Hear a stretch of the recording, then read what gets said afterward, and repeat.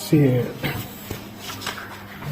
muchas gracias. Yo también agradecer el estar aquí a mi buena amiga Ariana Viñó, con la cual tengo relaciones muy amplias desde hace muchísimo tiempo y que justamente, vamos, que a mí hablar, como dice un gran maestro, el maestro Jarauta, dice: lo mejor del mundo es unir las ideas con la amistad, ¿no? O sea, que en este caso se unen, y yo por eso estoy contento. O sea, no solamente no es una carga, sino que es un placer, ¿no?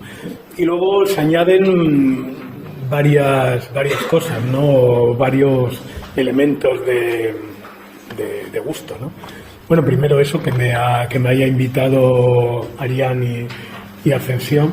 Luego venir aquí, aunque he de reconocer, de confesar, que Alicante no es una de mis ciudades favoritas, sobre todo viniendo de Granada, pero bueno, el Mediterráneo siempre es el Mediterráneo, y yo, aunque soy de Madrid, pues sí, también nací en el Mediterráneo, ¿no?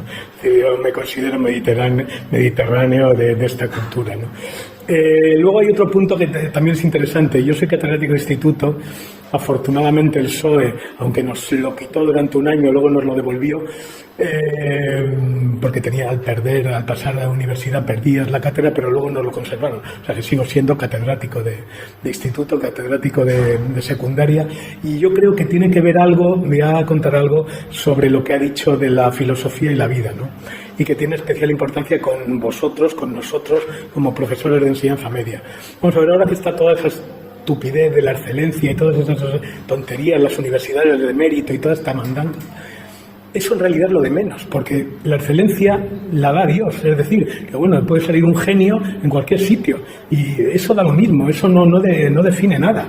Lo importante es el nivel medio, y el nivel medio lo dais vosotros. Es decir, lo da la enseñanza media, que son los que conectan a la población, o al menos a la mayoría de la población, con la filosofía. Al fin y al cabo, estudiar filosofía lo estudia muy poca gente, pero recibir al menos un año de filosofía en el bachillerato, pues eso, aunque ahora también han hecho esos delirios de las áreas y las líneas y los perfiles y todas estas tonterías, con lo cual la sabiduría cada vez la van parcializando más, y la gente es más ignorante en lo suyo, pero sobre todo en todo lo demás. No, en mi época era obligatoria 2 cursos de filosofía, como era obligatorio 2 cursos de latín, y al menos sabíamos algo, ¿no? Ahora la gente no sabe nada, porque desde el principio se especializa, además en cosas cada vez más tontas, ¿no? Entonces yo creo que nosotros como filósofos tenemos que justificar al mundo porque nos paga. Entonces yo creo que ahí la justificación tiene que ir más en una línea pedagógico, ético-política, que en una consideración estúpida de excelencia. O sea, no tenemos que justificar que den dinero a la filosofía porque tengamos 50 investigadores que hayan salido en Harvard con el número tal, sino porque el nivel medio de la población española tiene una cierta relación con la filosofía y con el pensamiento en su aspecto, sobre todo crítico, no de acumulación de tonterías de que dijo Tales o que dijo Heidegger o Agustín de Hipona, ¿no?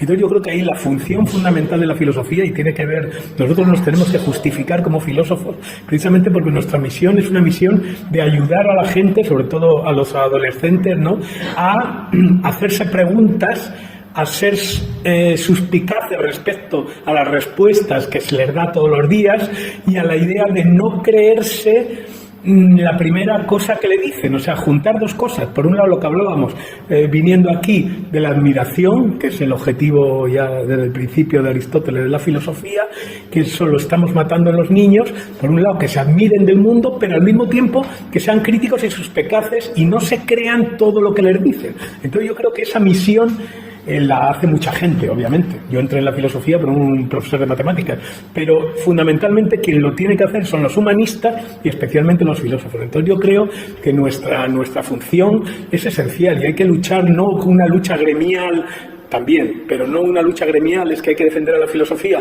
porque somos 3.000 profesores y tal, sino es que cumplimos una función social fundamental que nadie cumple, y eso es un elemento esencial, ¿no? Pero claro, eso exige de nosotros que demos una filosofía, pues claro, apropiada, es decir, no una filosofía así elitista, separada, de que usted ni tiene que leer 7 idiomas, de cómo se atreve usted a hablar si no ha leído Aristóteles en griego, etcétera, etcétera. Es decir, que eso sobre todo los profesores de universidad, especialmente los jóvenes que no han dado clase nunca y tal, pues están mucho peores, ¿no? Son muy elitistas. No, yo cómo voy a hablar a los viejos o cómo voy a hablar a los niños de filosofía. Yo solo hablo a los de Harvard y en inglés, ¿no? Yo creo que hace falta una cura de humildad nuestra, pero al mismo tiempo esa función es fundamental, ¿no? Yo creo que ahora insisto mucho en esa idea de filosofía como, digamos, incitación a una vida crítica, a una vida plena, pero al mismo tiempo a una vida racional en un momento en que las pasiones se desatan, y ahí tenemos a Spinoza, ¿no? En el punto ese, pues una especie de una racionalidad apasionada que tiene en cuenta las pasiones, pero que no se deja llevar solo por las pasiones, ¿no? Luego, si tengo tiempo, porque aquí, bueno, una ventaja, ahí hay un texto, ahí están todas las cititas, tal, para leerlo, pues yo distingo claramente entre lo oral y lo escrito es lo escrito, y ahí está toda la parte técnica y los elementos, las citas, todo, pero lo oral es otra cosa. Lo oral es como decíamos antes, agitación y propaganda, ¿no? No es leer citas y tal, que eso es aburridísimo, además lo tienen ahí. Entonces, entrando ya, ¿por qué el barroco? Yo entré en el barroco de rebote a partir de Spinoza. Porque claro, Spinoza está en el barroco, es del siglo XVII, ¿no? Entonces el barroco. Claro, mi aproximación al barroco era, bueno, y sigue siendo fundamentalmente estética, ¿no? Es decir, hay el barroco como al fin y al cabo nuestro siglo de oro, tanto en el plano artístico como literario, ¿no? Es cuando el castellano y el arte español en todas los sitios, ¿no? Desde el norte hasta el sur, del este al oeste, pues ha conseguido cosas espléndidas, ¿no? Venimos ahora de Granada, ¿no? Una ciudad espectacular en todo, pero cuya dimensión renacentista y barroca es espectacular, ¿no? Aquí, bueno, Valencia también, Alicante y Castellón menos, pero Valencia también tiene un barroco interesante, Murcia tiene un barroco específico también muy interesante, ¿no? Entonces el barroco, ¿por qué el barroco? Bueno, con lo que digo ya esto de la dimensión pragmática de la filosofía y de nuestras investigaciones, yo tenía la intuición, no sé si al mismo tiempo o después o antes, de que se empezara a plantear la cuestión del neobarroco, de nuestra época como neobarroco, en el plano del paso de la modernidad a la posmodernidad, ¿no? Que era en lo que nos debatíamos hace unos años y seguimos debatiéndonos, ¿no? Pues ahí una forma de enfocar esto era barroco-neobarroco, ¿no? Nuestra situación como neobarroca. Y la tesis que quiero defender, la afirmación, es la siguiente. Hay un paralelismo entre el barroco y nuestra época, hay muchos, ahora lo veremos, pero uno esencial, que es la idea de la crisis.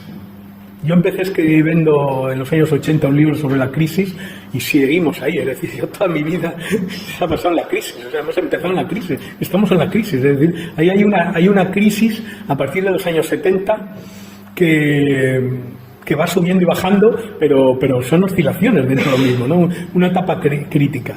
¿Y qué es lo que ha puesto en entredicho la crisis? Pues vamos primero al barroco, ¿no? El barroco hay un momento, bueno, la Edad Media también hay mucha tela, cuidado, ahí en cuenta nosotros nos formamos en una universidad que teóricamente era tomista, no había leído a Tomás de Aquino ni por el forro, pero teóricamente anatomista, entonces teníamos un rechazo, por eso nos dedicamos todos a la contemporánea, porque un rechazo hacia toda la cuestión medieval. La Edad Media es un monstruo, vamos, es una riqueza espectacular, ¿no? Es algo realmente maravilloso, pero lo cierto es que hubo un momento con el agotamiento a partir del siglo XV que surge otra cosa, que es lo que, bueno, normalmente se llama el Renacimiento, ¿no? Entonces la tesis digo la primera tesis, luego puedo decir alguna tesis, es la siguiente. El Renacimiento es un momento, como su nombre indica, de renacimiento, es decir, hay una conexión pretendidamente pasando por los siglos góticos, por los siglos oscuros, por los siglos negros, con la antigüedad clásica, una recuperación del legado latino y sobre todo del legado griego, una recuperación del arte, una recuperación de la filosofía, una recopilación de los textos y una recopilación sobre todo del elan vital, ¿no? de la apuesta por el hombre. Hay una especie de recuperación del cuerpo, recuperación de los sentidos, recuperación de la sexualidad, recuperación del amor, hay una especie de recuperación renacentista, ¿no? Y el Renacimiento, el nombre, claro, es que lo dice, es una etapa palingenésica, es decir, renacentista, ¿no? Hay un momento de esperanza, también en el cristianismo. Hay un momento de esperanza en el cristianismo, empieza con Erasmo. Luego el problema es que la reforma, lo que tenía que haber sido una reforma, pues al final la reforma, es decir, la luterano-calvinista, al final volvió a una escolástica peor o equivalente a la católica, y la contrarreforma, pues su nombre lo indica, es decir, la contrarreforma, que es en la etapa barroca, adalid de nosotros, bueno, los españoles, pues su nombre lo indica, es decir, un poco, yo digo, como la canción de Sabina, ¿no? Dindón se acabó el recreo. Es decir, no, niños, que se ha acabado esto del Renacimiento, que vamos a volver a lo de siempre. Y por eso hay una remedialización, tanto a partir de Lutero como a partir de la segunda escolástica. Es decir, hay una especie de conexión pasando otra vez contra el paganismo y la sensualidad y el no ateísmo, porque ateo no hay nadie hasta el siglo XVIII, pero sí una especie de una religión como más humana, la conexión con el cristianismo primitivo, una religión del amor en la clave erasmiana, etcétera, etcétera. Bueno, esto se acaba con Lutero, con Calvino. Zuinglio es el único que está ahí, el pobre, un poquito de griego, un poquito de filosofía, porque aquí también la filosofía quedaba eliminada, etcétera. Y la contrarreforma igual. La contrarreforma supone otra vez la vuelta de la Edad Media más o menos modulada, a pesar de la genialidad de Suárez, que es un auténtico monstruo, ¿no? Otro paréntesis, cuando la gente discute esas estupideces de la marca España y la calidad y la excelencia, oiga, es que nuestra marca España es Suárez y la segunda escolástica. Eso es de verdad lo que hemos hecho nosotros, que no ha hecho nadie, y además estamos en la base de toda la filosofía moderna. Luego son tan ignorantes que no se dan cuenta que lo que hacía Kant era leer y explicar textos suaristas de tercera generación, es decir, escolásticos españoles, pasados por el alemán de Wolff. O sea, quiero decir que la línea es clarísima. Es decir, no solamente es que hemos construido a partir de la Escuela de Salamanca, a partir de Suárez, toda la tradición de la filosofía del derecho y todo esto, sino que es que estamos debajo de Descartes, es decir, debajo del fundador de la filosofía contemporánea, en la Fletch, con manuales jesuíticos suaristas. En Kant, una generación después, manuales suarísticos de segunda generación. Es decir, que la línea, debajo de la línea fundamental de la filosofía occidental, Descartes, Kant, luego ya se me apuran Husserl y para allá, pues es que está la escolástica española. Es decir, es lo que hemos hecho, además una escolástica trilingüe, latín, castellano y portugués. El Suárez escribe en los tres idiomas, y Molina y todo eso eran profesores en Coimbra, profesores en Évora, es decir, que había una conexión ibérica en la filosofía y luego en latín, es decir, los tres elementos, ¿no? Eso es un elemento fundamental. Bien, entonces la tesis es un momento de renacimiento, de esperanza religiosa, cultural, política. Como siempre España, luego diré mi teoría, mi hipótesis de la construcción de España, además cada vez que paso por Granada me acuerdo, luego eso lo meto en otro paréntesis. Esa esperanza se rompe, la crisis barroca es una crisis, bueno, como la nuestra, el origen es climático, hay una especie de glaciación a mitad del siglo XVII. Yo me acuerdo, hice un estudio sobre siempre se me olvida, bueno, sobre uno de los grandes teólogos de Cuenca. Y claro, Melchor Cano hizo unos estudios sobre Cuenca y claro, en Cuenca el señor, el jefe de la Inquisición que vivía en el castillo, todos los inviernos mandaba una nota a Toledo: oiga, por favor, déjenme bajarme porque es que cada año se me mueren 4 o 5 aquí con el frío. Es decir, que hubo como 20 años de un frío, eso lo estudia Eliot, tremendo. O sea, hubo ya crisis climática brutal, con lo cual el impacto sobre la agricultura y sobre la muerte, etcétera. Luego, crisis económicas y crisis cultural, o sea, fue una crisis completa el barroco, ¿no? Y entonces, la respuesta a la crisis, y ese es el artículo, pues la mayoría se acomodó, hizo lo que pudo, se acomodó. Unos aplaudieron y la desarrollaron, ¿no? Nuestra línea aquí más conservadora, como Quevedo, toda esta gente. Hubo algunos que resistieron, y le costó hasta la muerte un poco antes, como a Servet y tal. Y entonces la hipótesis mía y la hipótesis de todo es que Spinoza, en lugar de adaptarse a la crisis barroca, resiste a la crisis barroca. Y lo que hace es, digamos, como aguantar, intentar conservar la llamita del Renacimiento, o sea, la esperanza en un nuevo tipo de religión, un nuevo tipo de humanidad, que en su época no era, digamos, extemporáneo, pero que esa llamita, y esa es la teoría de Jonathan Israel, permitió unos años después, 50, 60, 70 años, que de repente explotara, como antiguamente en los calentadores de gas, la llamita testigo, y de repente cuando abres el grifo explotara en la Ilustración. Es decir, la idea es Renacimiento, barroco como crisis del Renacimiento, adaptación a la crisis, el barroco, como muy bien analiza este Maraval, y Orozco, Emilio Orozco, el catedrático de Granada, y algunos, entre ellos Spinoza, resistencia y mantenimiento de esa tradición que sale en la Ilustración. Bueno, moraleja actual, pues lo mismo. Las esperanzas que a partir de los 70 se hunden, que sería nuestro renacimiento, la edad dorada, lo que decía Jos Vanitas, ¿no? Esa edad dorada del capitalismo que llega, el capitalismo es terrenano, que ahora cada día está más en problema, se rompe a partir de lo primero, a partir de la Segunda Guerra Mundial, pero fundamentalmente a partir de los 70, mayo 68 como la línea, ¿no?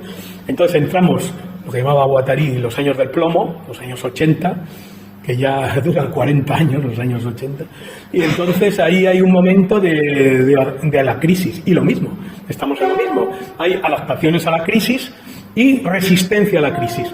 Entonces la idea es una analogía. Igual que Spinoza no se adaptó a la crisis, mantuvo la llamarada, la llamita de, digamos, el ideal renacentista, humanista, etcétera, etcétera, pues nosotros tenemos que hacer lo mismo, es decir, mantener la llamita esa para esperando, quizá, igual que él no sabía, pero después salió y hubo una explosión otra vez de, digamos, bueno, llamarlo como queráis, ilustración, neoilustración, liberación, etcétera, ¿no? Es decir, nosotros es una especie de inversión para que nuestros descendientes puedan explotar. O sea, es un poco, el paralelismo es ese, igual que Spinoza resistió a la crisis y no se adaptó, pues nuestra misión tendría que ser no adaptarse a la crisis, intentar resistir a una circunstancia para, esperando a lo mejor, como dice Deleuze en la línea de Kafka, en la lucha quizá por un pueblo por venir, un pueblo por venir. El pueblo siempre es por venir. Es decir, esa es una defensa antiidentitaria. El pueblo no está constituido, sino el pueblo es un pueblo siempre por venir. O sea, estas luchas no son luchas identitarias, que es lo que ahora nos priva, sino todo lo contrario. Es decir, por algo que se está haciendo y que nunca está definido, y que en el momento que se define y sobre todo toma el poder, deja ya, como decía Deleuze, lo único revolucionario es el devenir. Cuando el devenir se coagula en un estado de fuerza, ya se ha acabado la potencialidad del devenir, ¿no? Lo cual es muy importante para los movimientos pretendidamente liberatorios, que cuando dominan, pues al final se anquilosan y pierden la capacidad revolucionaria, ¿no? Bueno, un poco esa es la teoría, ¿no? Ahora, el excurso para ver dónde se enmarca esto, y ya digo lo de la historia de España en Granada. Yo siempre que voy a Granada me sufro, lloro al ver cómo el origen de España como Estado seguro, como nación es muy discutible, porque sabéis que, como decía Zapatero, es un concepto discutible y discutido. Pero como Estado es evidente que nacemos allí, ¿no? Y claro, eso lo analiza Américo Castro. En el epitafio que hay, en ese espléndido, maravilloso, espectacular mausoleo donde están los reyes católicos en la Capilla Real, es que por lo que recogen para la eternidad los reyes católicos es por haber mantenido la unidad contra los árabes y contra, dice herejes, lo interpretan como judíos, pero eran judíos y mucho más, pero bueno, contra los judíos. Es decir, que nos constituimos como nación expulsando a los musulmanes y a los judíos, que como dice Américo Castro, eran los más listos. Entonces, claro, ahí la teoría mía, que ahora que estoy leyendo a Américo Castro, ya descubro que se la robé a él sin darme cuenta, era que nuestra desgracia es que ha sido, en todos los momentos de decisión histórica, hemos hecho una selección negativa. Hemos elegido al más tonto, al más bruto, al más ortodoxo, si lo queréis así. Es decir, allí, ¿quiénes eran los listos? ¿Quiénes eran los técnicos? Los judíos. Los judíos eran los economistas, eran los banqueros, eran los médicos y eran los artesanos, los manitas, los que hacían, es decir, los artesanos. Y los agricultores eran los moriscos. Entonces, claro, elegimos ahí, al elegir con toda esta barbaridad de la pureza de sangre, obligábamos a una cosa interesantísima, que es que, claro, yo decía, ¿y por qué hemos hecho esa selección? Y claro, Américo Castro me lo contó. Dice, es que claro, en aquella época, y por eso yo pensaba cuando os agradecían haber venido, digo, demuestran dos cosas. Primero, que les interesa la filosofía. Segundo, que no son judíos, porque en el Shabbat está prohibido trabajar. Entonces yo digo, demuestran que no son judíos. Pero es que eso es lo que tenía que hacer todo español decente, o que quería ser tenido decente desde el siglo XV. Decir, no, yo no tengo nada que ver con los judíos. Y por eso, como los judíos eran los que leían, yo no leo. Como los judíos eran los que sabían, yo no sé. Y ayer, hablando con Fernando Pérez Herrán, le decía, fíjate tú, que es que eran las mujeres las que leían. ¿Y qué leían? La Biblia. ¿Y por qué? Porque eran judías. O sea, que es que aquí el culto era judío. Entonces, por eso la selección negativa se hacía en clave, y yo decía, ¿y por qué? Porque era en clave antijudía. Entonces, todo el que quería trabajar con las manos, como Spinoza, ¿no?, allí puliendo sus lentes. Y aparte, él antes había sido de una empresa, como diríamos ahora, de import-export. Es decir, que era un tío, estaba en el capitalismo más avanzado de la época. Y luego en la artesanía. Entonces, claro, nosotros aquí, o nuestros antecesores, consideraban que eso era judío. Y entonces estaba mal visto. Y claro, la selección exigía, no, yo no sé nada, yo soy bruto, yo no leo, yo no sé qué. Entonces, claro, era una selección negativa, ¿no? Empezamos en el origen. Vamos al 16 y claro, ¿ahí quiénes eran los más listos?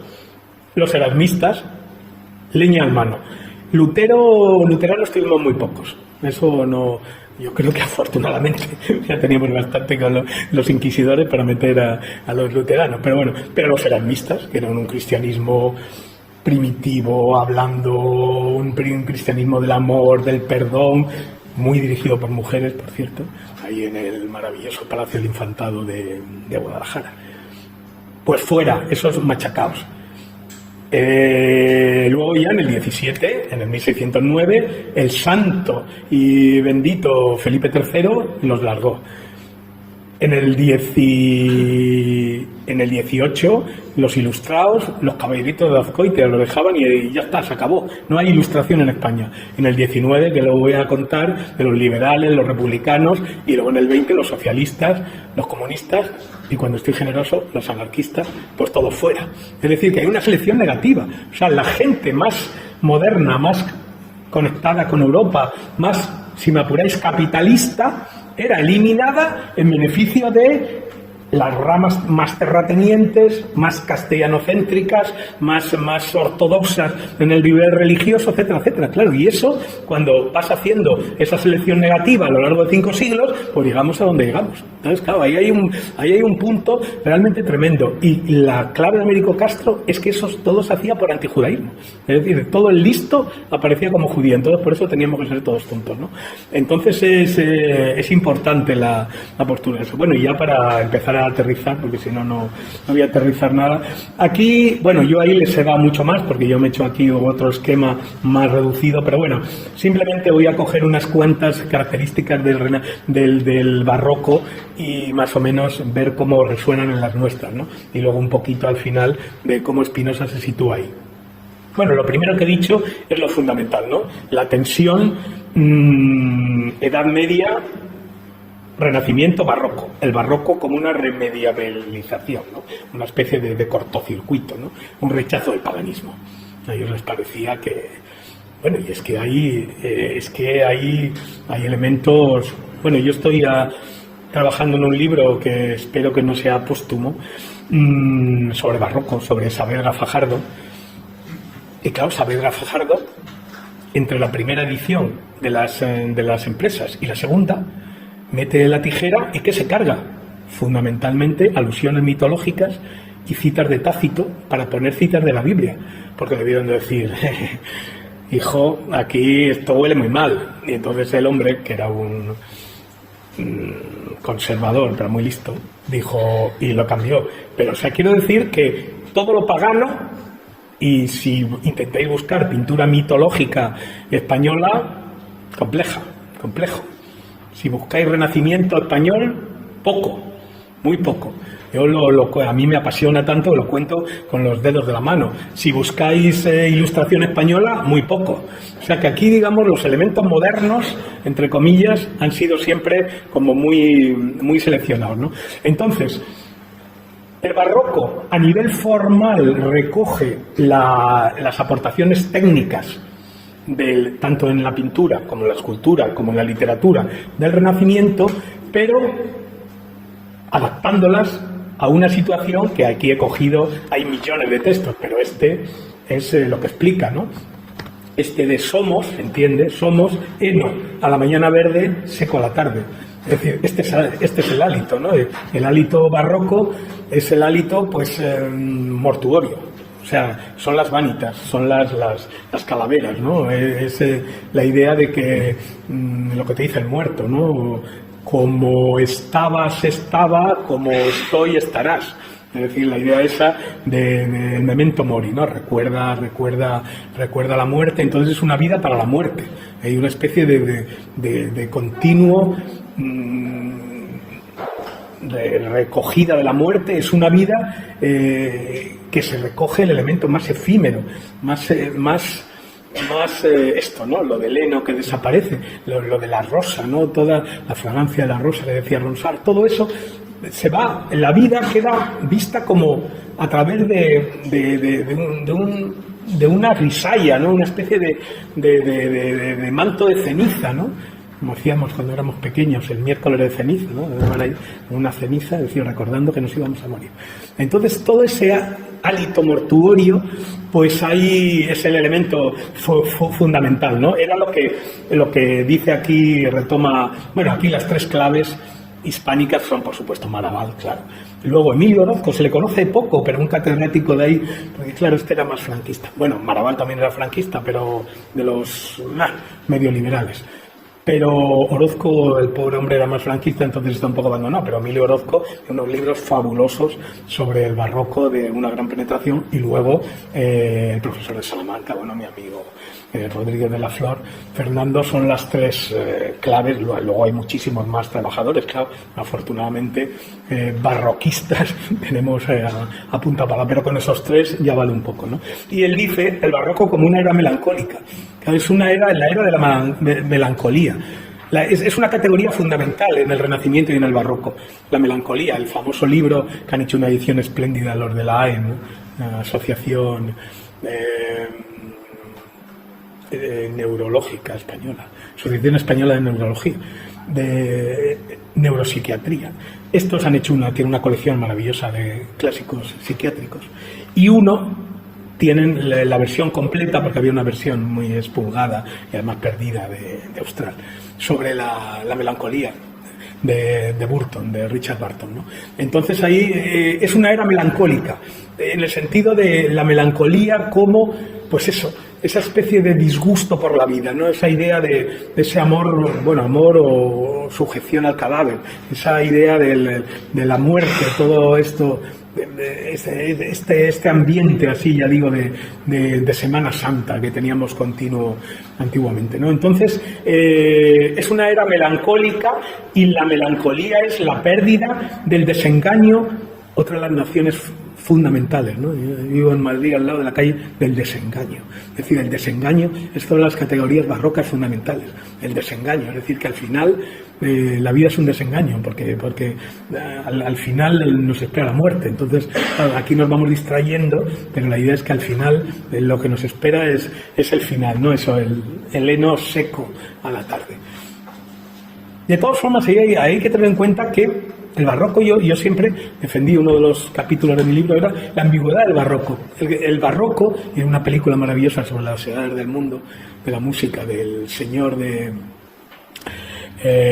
Magan Maré y el señor de la montaña, que eran las dos caras del barroco. Es decir, los dos violistas de gamba, pero cada uno jansenista, negro, vestido de negro como la cultura española, y el otro pues de Luis XIV, es decir, de colorines y tal, y que cuenta la leyenda que dejaba las fiestas de Versalles y vestido con los abalorios, Magan Maré agarraba el caballo, se metía a 30-40 kilómetros para ponerse debajo de una cabaña que se había montado el señor de la Colomba encima de un árbol, y escucharle para ver cómo el tío controlaba la viola de gamba, ¿no? Aparte estaba enamorado de su hija, pero bueno, es un detalle anecdótico. Pero lo importante era eso, es decir, por un lado estaba el barroco que se ve en la película de Le Roi Dance, de Luis XIV, como Rey Sol bailando, porque él bailaba cuando era joven, ¿no? Y todos los colorines, bueno, ya sabéis los franceses, que son muy dados al perifollo, ¿no? Y en cambio los españoles y los galicanistas estos, los jansenistas franceses, que eran igual, todos vestidos de negro, todo tal. Entonces eran las dos caras del barroco. O sea, por un lado el jansenismo y el barroco español, y por otro lado el perifollo de la corte. Daros cuenta, si os fijáis en los retratos de Felipe II, es la clave nuestra, ¿no? ¿Qué es el España? Pues Felipe II.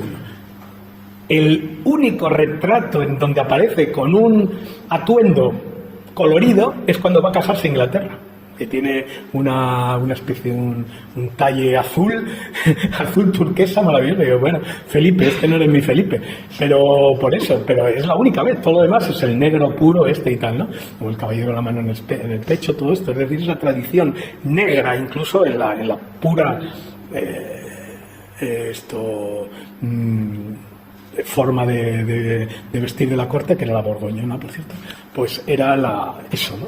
Frente a todo el perifollo de los franceses y de los ingleses, que en eso también les gustaba mucho el colorín, ¿no? Entonces ahí hay esa contraposición de, por un lado, el aprovecha que vamos a morir, que es lo que hacía el perifollo en Versalles, y luego, pero la densidad de la vida la da el otro, ¿no? El señor de la Colombe. Bueno, las músicas de viola de Magan Maré son como el de la Colombe, o sea que ahí no es ya la música, a mí me gusta tanto el nombre ese, de pompa y circunstancia, sino que era cuando él toca la viola, la toca como su maestro. O sea que en ese sentido el propio Magan Maré está partido. Por la noche es jansenista y por la mañana perifollos allí saltando con el rey y bailando, ¿no? Ese es el primer punto. Bueno, entonces, ya he dicho algo también del problema del cristianismo, como pasamos, ¿no? La cuestión de la pluralidad. Bueno, interesante lo del escepticismo. Claro, ahí hay frente a la esperanza renacentista, el renacimiento, el barroco es una época escéptica. Hay que tener en cuenta que el escepticismo es una cosa muy curiosa. Popkin, que tiene un libro maravilloso, precisamente el escepticismo, yo creo que es de Erasmo a Spinoza, es decir, un libro maravilloso. Claro, dice que es que estos escépticos barrocos, como en general hacen casi siempre los cristianos, hacen trampa. Y claro, porque usted es escéptico. Es escéptico, no podemos conocer, los sentidos nos engañan, la realidad es inescrutable, patatín, patatán. Pero claro, es que usted, era lo que me parecía a mí siempre con un profesor de jesuita, que era Tornos, Valentín Tornos, especialista en escatología, que él explicaba, era muy querido porque cogía a todos los franceses, lo mismo que cogíamos nosotros, Deleuze y tal, y destruía al hombre y al sujeto y tal. Digo, pero oiga, es que usted es un tramposo, porque usted me está haciendo aquí juegos malabares, cargándose el sujeto, pero tiene debajo una red que es su Dios que le defiende. No, oiga, no, aquí la gracia es hacerlo sin red. Es decir, nosotros nos cargamos el sujeto, pero no tenemos a un Dios abajo que nos coge. O sea, que estos hacían trampa. Y claro, estos escépticos del barroco será igual. Ay, no podemos conocer, pobres, qué desgraciados somos. Ah, pero tenemos la fe, entonces somos voluntaristas, no hay problema. Es decir, da lo mismo, a mí qué más me da conocer o no conocer. Eso es la crítica, lo analiza Blumenberg, la crítica de la curiositas. La curiositas es un pecado, no tienes que conocer más de lo que necesitas para salvarte. Que eso nosotros lo cogimos muy bien, claro, la ignorancia, ¿no? Es decir, entonces, claro, el rechazo a la curiositas. ¿Por qué tenéis que saber cosas innecesarias? Solamente, por eso la religión como Spinoza, la religión no es conocimiento, es obediencia. Tú para salvarte lo que necesitas es obedecer, no saber. Saber no ayuda al conocimiento. Entonces hay una crítica a la curiositas. Y en ese sentido, claro, se cargan toda la teoría, pero luego son voluntaristas y fideístas, con lo cual lo tienen resuelto. Y a mí qué me importa cómo va el mundo, si me va a salvar. Bueno, si formo parte, claro, si soy calvinista de los salvados, que eran muy pocos. Si soy católico, hombre, los católicos siempre somos más paganos, más humanistas. Hombre, si eres buen chico y haces lo que hay que hacer, es decir, dar tus limosnitas, pegarte tus latigacitos, dejar las misas pagadas, pues bueno, lo pensaremos y te dejaremos pasar, ¿no?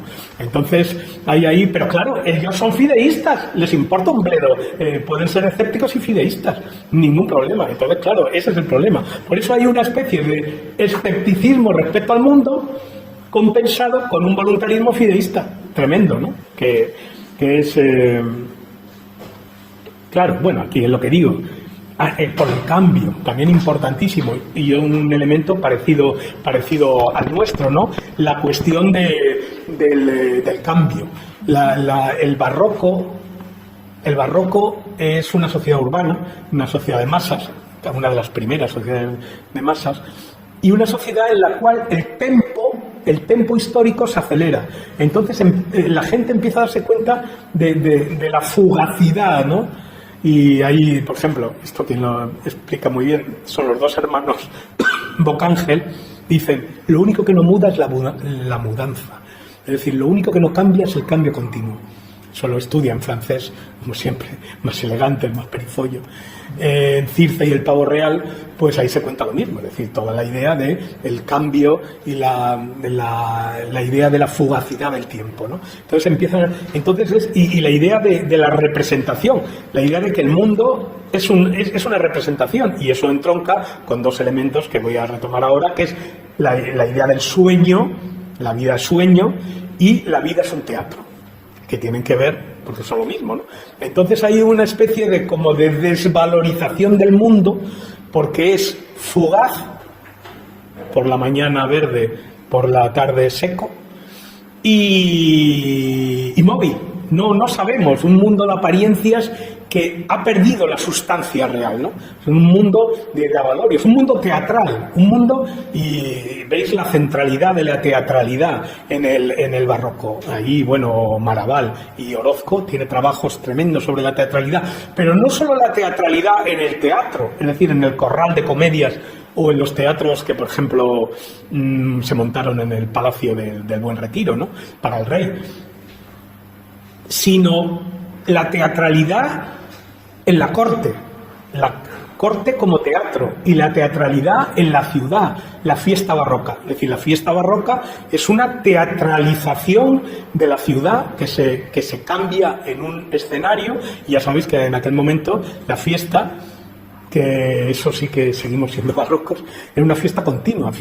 ¿Por qué? Porque venía el obispo, porque el rey había tenido un niño, porque el heredero llegaba a la mayoría de edad, porque entraba el cardenal, por cualquier cosa hacían una fiesta, y la fiesta era engalanar la ciudad, sacar los tapices que los colgaban, hacían lo que se llamaba el barroco efímero, que eran representaciones, arcos triunfales, alegóricos, por cierto, ahí se metían en la mitología, y para recibir, y eso está muy estudiado, se ha estudiado mucho, ¿no? Toda la teoría del efímero de corte, que es un efímero justamente para la ciudad barroca, se transformaba en un escenario.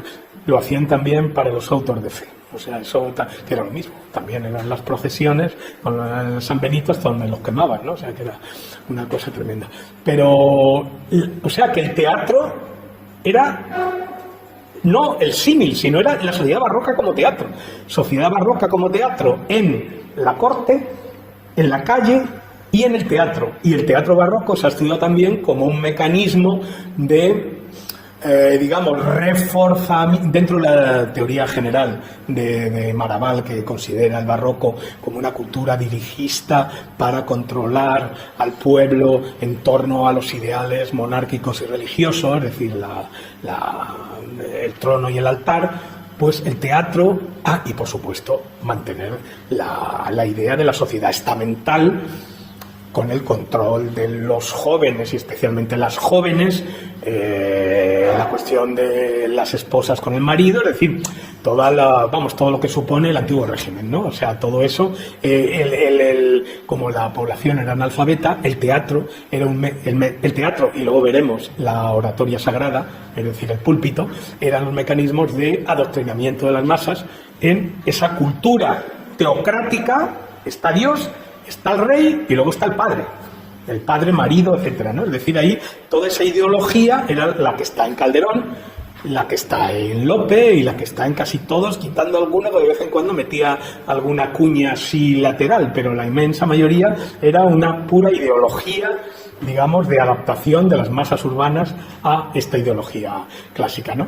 O sea que, y además el teatro, incluso desde el punto de vista ontológico, ¿no? Porque la idea del teatro, como que se ve en los dramas de Calderón, el gran teatro del mundo, es que llegan los actores, se les reparten los papeles, hacen los papeles y al final se vuelven a quitar los oropeles y son iguales, que ya en el Quijote esta metáfora la hace lo mismo Sancho cuando dice, bueno, aquí hemos estado jugando y ahora al final del juego metemos todas las figuras igual en la misma bolsa.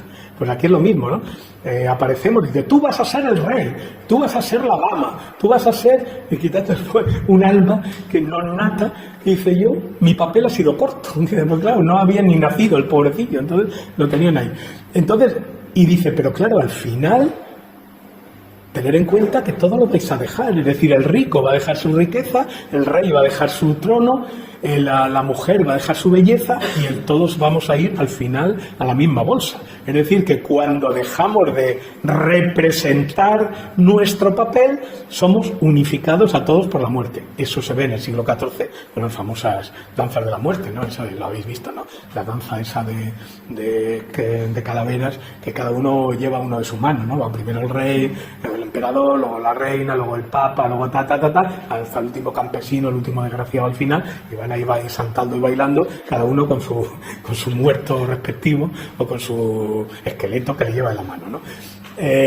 Bueno, pues esa idea al final teatral es ontológica, es decir, que lo que venimos a hacer aquí es una representación y que en última instancia no tenemos que identificarnos con nuestro papel y que al final lo vamos a dejar todo, tanto la riqueza como la belleza, como el poder, como todo, ¿no? En una especie de nivelación absoluta. Y luego además, claro, con la palabra, como dice ahí continuamente, sonaba el rey, obrad bien que Dios es Dios. Es decir, que encima siempre es la idea del juicio, ¿no? Hay una especie de que encima que estamos representando un papel que no hemos elegido, lo tenemos que hacer bien, porque encima vamos a pasar un juicio. Bueno, dos. Uno inmediato cuando morimos y otro el juicio universal, ¿no? Bien. Ese es otro de los puntos de la teoría de la representación. Y también es interesante aquí lo de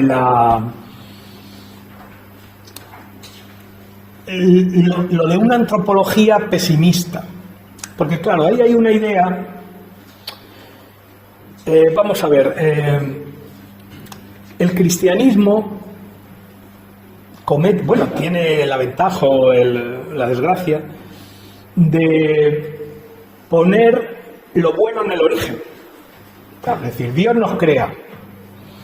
Bueno, ya sabéis que ya hay dos versiones del Génesis. Una vez nos crea a los dos juntos, otra vez nos crea primero al hombre y luego a la mujer, que sale de la costilla, en fin, toda esta mandanga. Pero al principio dice, y los creó hombre y mujer, o sea que al principio hay una creación conjunta, pero luego, bueno, hay una separación. Bueno, pues ya sabéis que como son diferentes versiones y les costó mucho ligarlo todo, al final, pues claro, la Biblia es un follón. Y además, como encima la leemos en 70 idiomas, hay que ver lo que escribió el pobre, como analiza muy bien Spinoza en el TTP, que era lo que le pasaba a la cabeza a Moisés y toda esta gente. Pero bueno. Entonces ahí hay una idea de que, claro, de que el hombre nació muy bien, Dios lo creó muy bien, a su imagen y semejanza.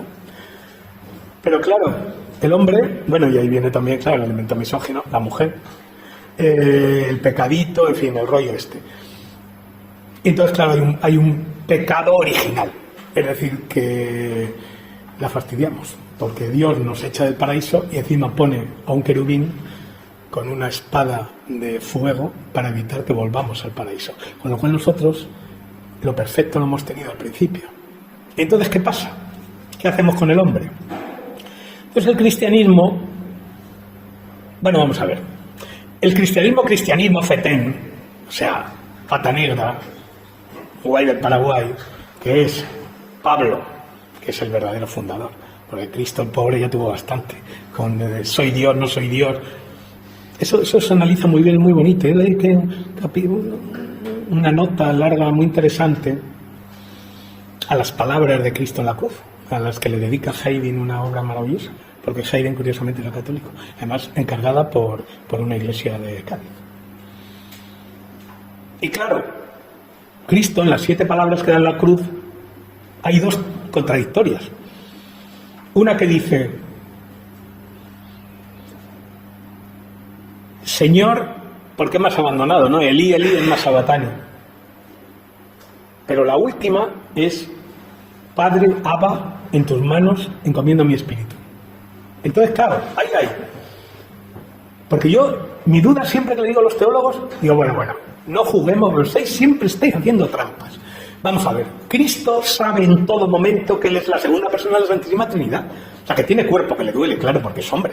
Que oye, que los clavitos ahí no debía ser broma el asunto.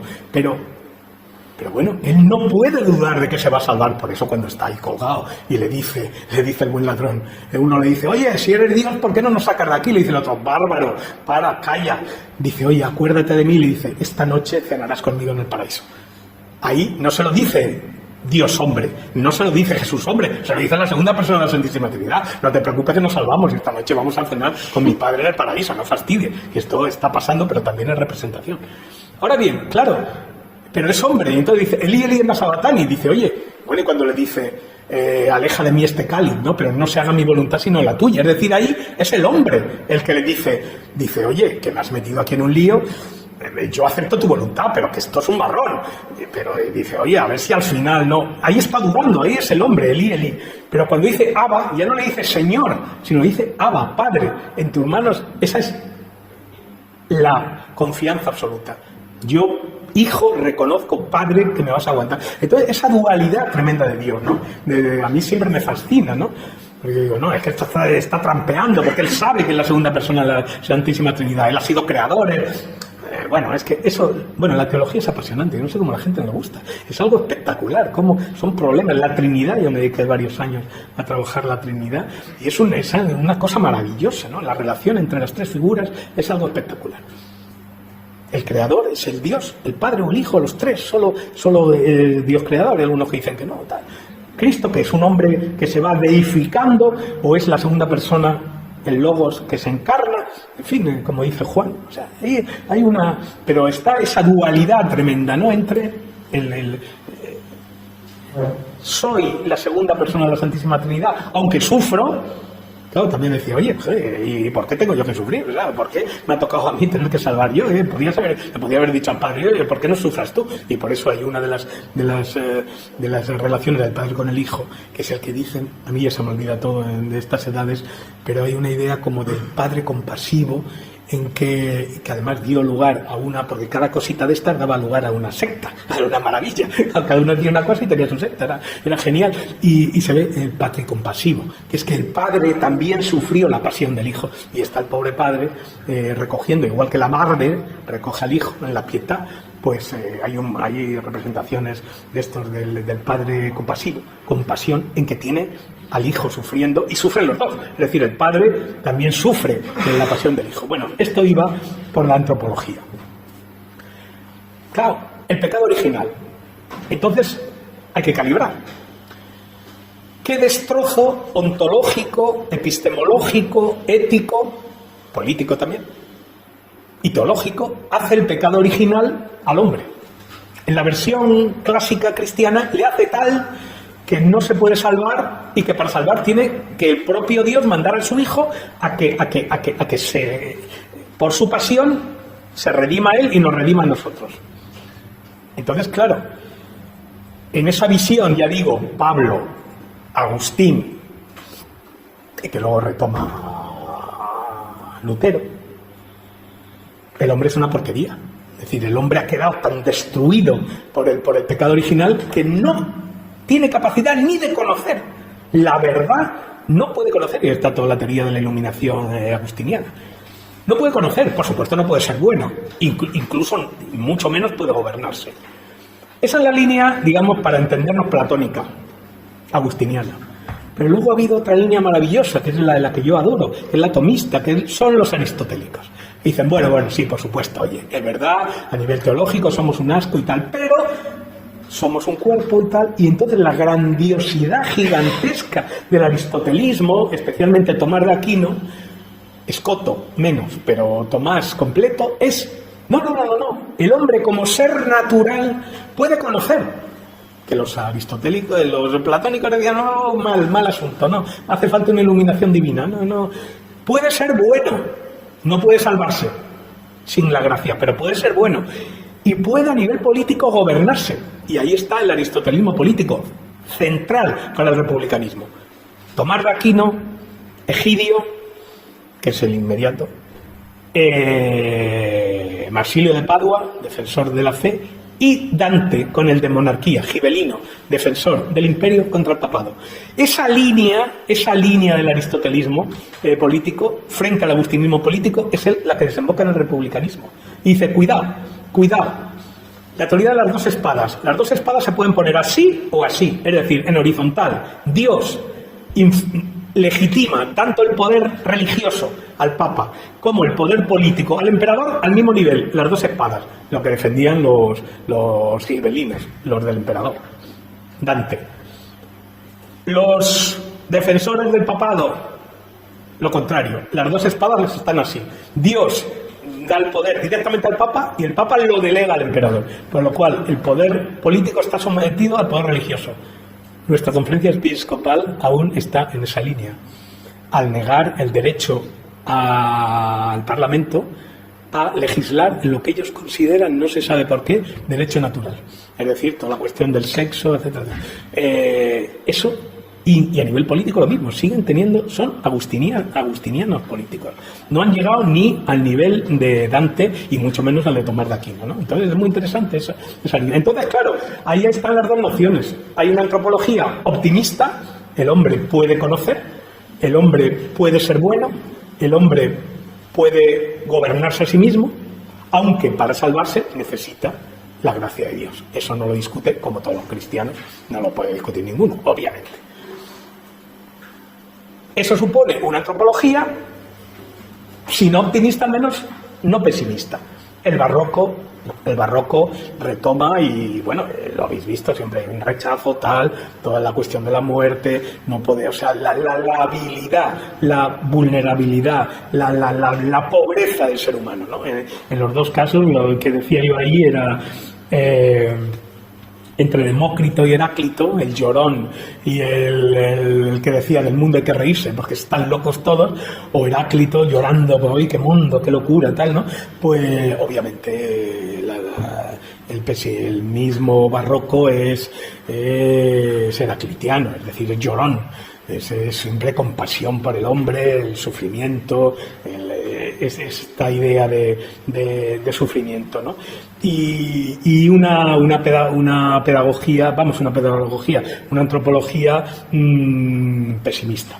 Bueno, para irme acercando a Spinoza, pero en cambio con unas cosas curiosas, porque dense cuenta que el Concilio de Trento, cuando se plantea el problema de responder a los protestantes, uno de los puntos que se plantea desde el punto de vista artístico fundamental es la cuestión de las imágenes, de los sentidos.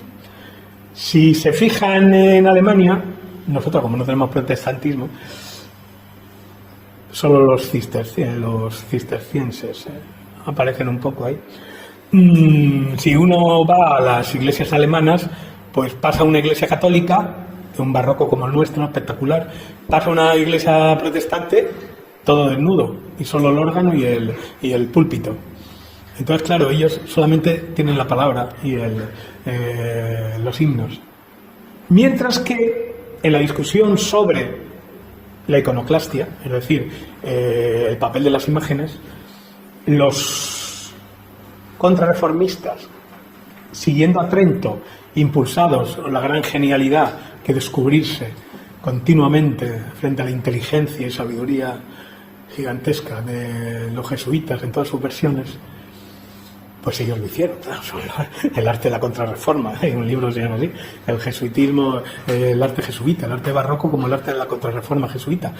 Dicen, no, justamente hay que llegar al fiel a través de los sentidos. Y entonces, si se dan cuenta, el arte barroco es un arte plurisensorial. O sea, si uno entra en una iglesia, que son los únicos sitios donde uno puede entrar, aunque ahora hay tanto turista, para encontrar silencio y frescor en verano, cosa importante también en nuestras latitudes, pues se queda abrumado.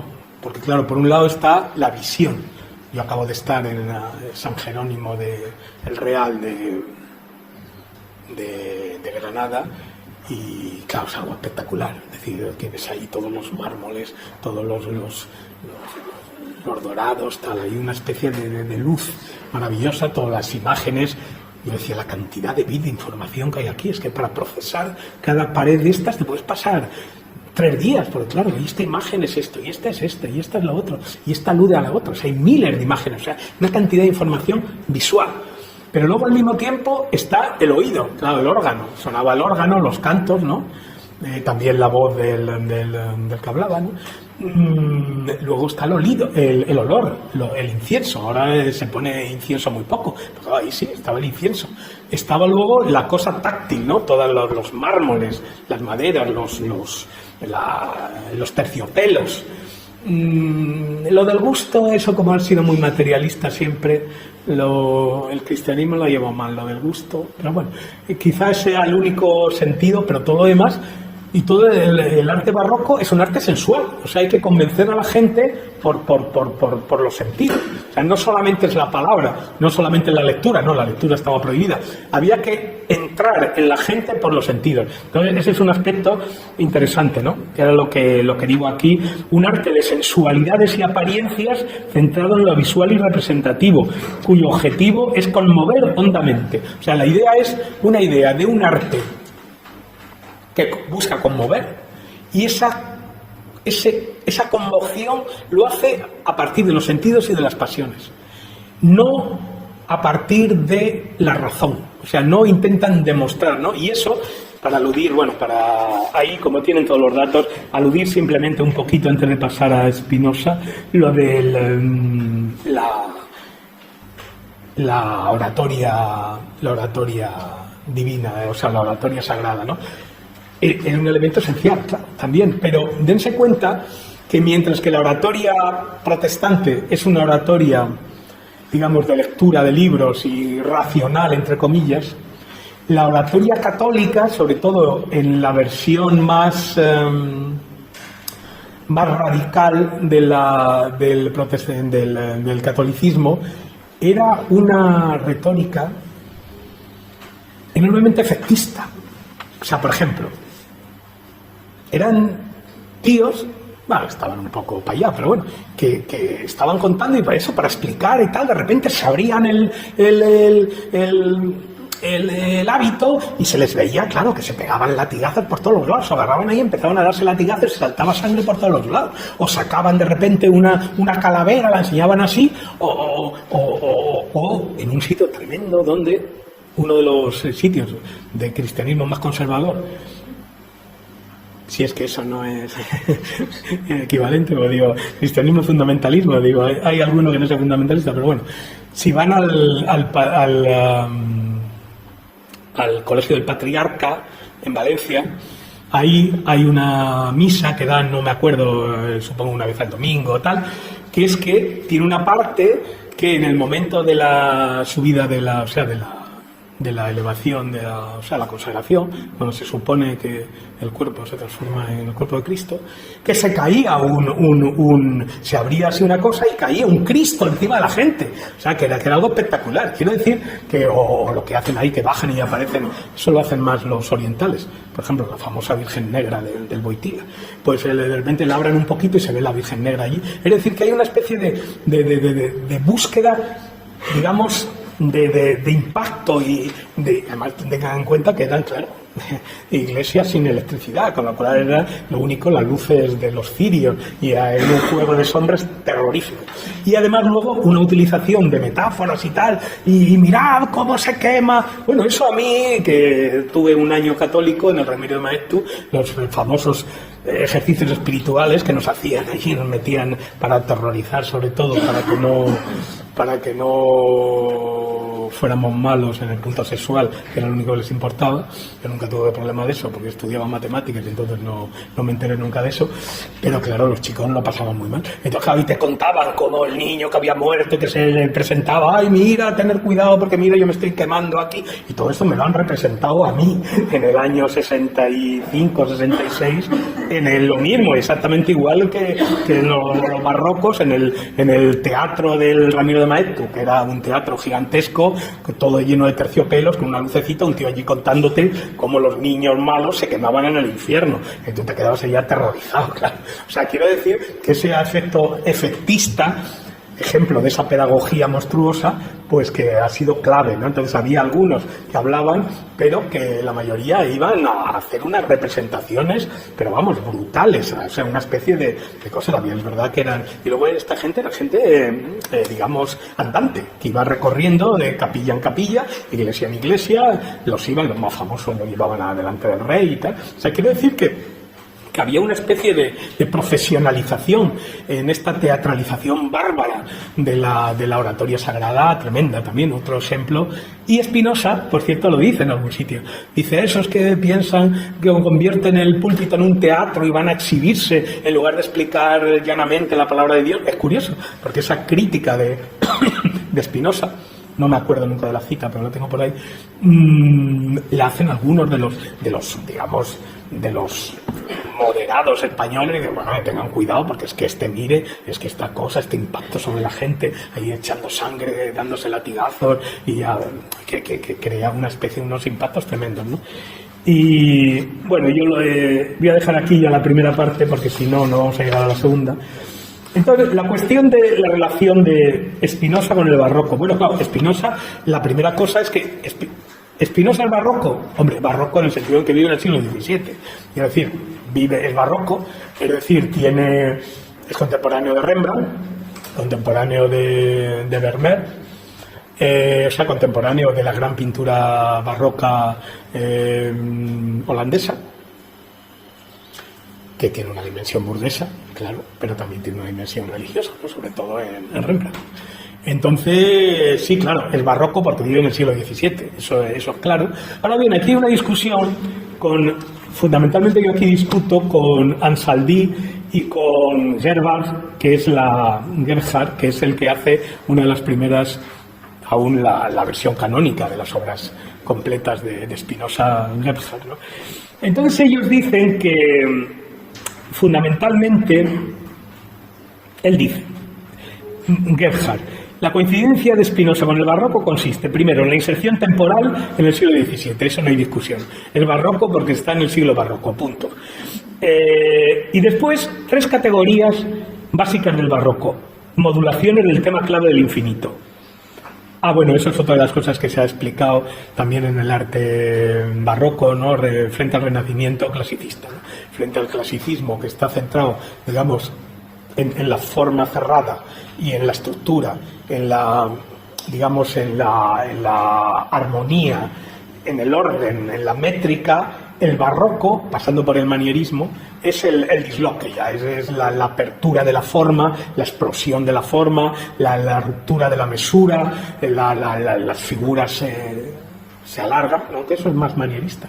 Y se deforman, los espacios se rompen por todos los lados, ¿no? Si os fijáis, la Roma barroca, que es uno de los ejemplos de ciudad barroca fundamental, es una ciudad, digamos, en que el espacio de las plazas se rompe, ¿no? Hay las perspectivas, hay una especie como de ruptura de la mesura, de ruptura de la forma cerrada, es decir, ahí hay una especie de apertura de la forma, ¿no?